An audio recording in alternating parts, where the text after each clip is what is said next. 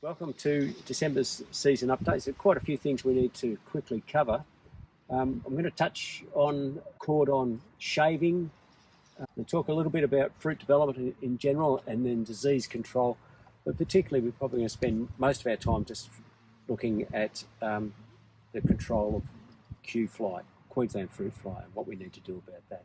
Firstly, just in relation to the cordon shaving, there was some concern expressed when the cordon shaver first came about, because it's quite harsh. It does take off a fair amount of wood. And the concern was that there was taking off too much potential, or cambium, if you like, but we weren't going to get those replacement shoots. So it'll be interesting to see over coming seasons how many replacement canes we get per metre of cordon, of course, and where they actually arise. Because sometimes when we suppress some shoots, some latent shoots, hidden buds, spring back into life. Fruit development-wise, we're well past fruit set, obviously, and gone through bunch shatter in the various varieties where this is a problem. We're in the Carina patch here, and these bunches are nice, well developed. They're coming up to size. They're still hard, a good thing, particularly when it comes to Q fly, and looking pretty good. So the bunch structure is nice and loose. There is a little bit of powdery around. Just about everybody's had it.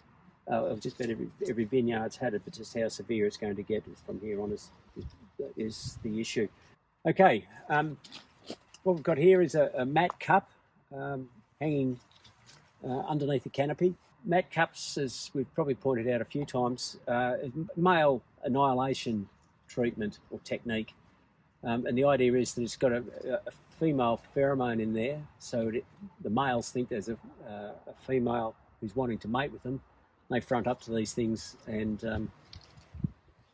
have a bit of a chew of something, and they end up dying because there's insecticide in there. So those cups would have been put out about 2.5 months ago, maybe, something like that. They will only last about 3 months, so that's sort of getting us into the January period.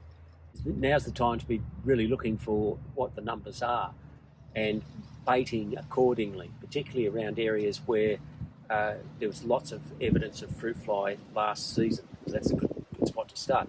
As we've seen, some of the early varieties, drying grapes, and in the table grape industry, they're starting to be affected now. Be affected, we mean you can see where the female has pierced the skin.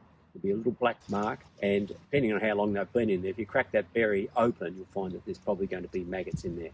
So that's why having those traps out there to estimate, to identify where those Q fly are is important. And then there's the baiting program. On this particular property, baits are being laid out now. So baits are being sprayed, rather, sprayed on the post down low. And the idea is to try attract all the flies with a yeast protein. So that's what they're after, protein. And then once they've taken that, had a feed of the yeast protein, the insecticide that's mixed with it will kill them. Once we've started doing that, of course, we start knocking down the number of generations that are happening. So that's why it needs to be more or less ongoing, because there are many generations in the berries coming through.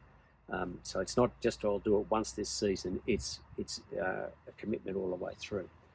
Okay, so that pretty well wraps it up. I'll talk to you next month, and Merry Christmas. Take it easy on the road, and good things.